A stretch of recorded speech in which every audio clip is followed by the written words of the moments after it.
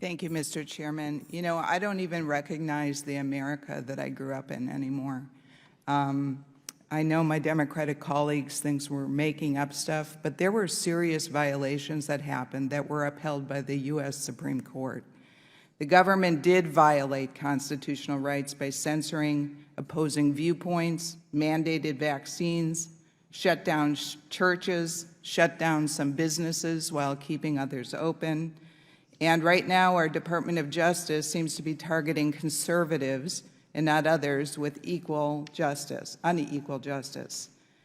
Fighting back against these injustices, quite frankly, is the main reason that I continue to stay in Congress. I think it's very important.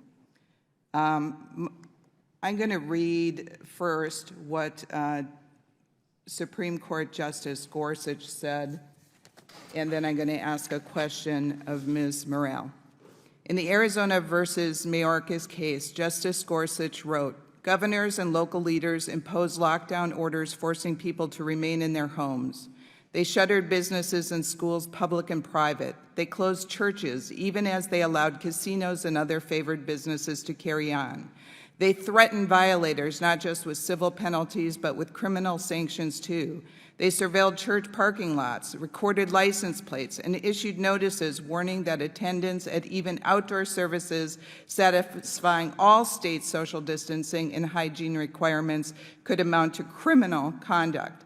Federal executive officials entered the act too. They used a workplace safety agency to issue a vaccination mandate for most working Americans. They threatened to fire non-compliant employees and warned that service members who refused to vaccinate might face dishonorable discharge and confinement. Justice Gorsuch also wrote, in the Calvary Chapel, Dayton Valley versus Sisolak case, there is no world in which the Constitution permits Nevada to favor Caesar's Palace over Calvary Chapel.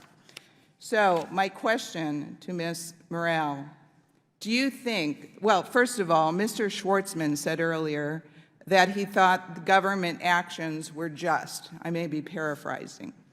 Ms. Morrell, do you think it is just for the government to keep casinos like Caesar's Palace open but shut down or severely restrict churches? Absolutely not. And, I think we have had a lot of testimony this morning talking about broadly the broad justification for some of these mandates. And remember, this went on for 3 years. It didn't just stop and start and stop in the beginning. And they didn't evolve downward in terms of less restrictions. They were broader and broader and broader. And so it was never neutral to say that 10 people can gather in checkout line at Lowe's, but they can't stand together in church. That's not neutral. That is arbitrary.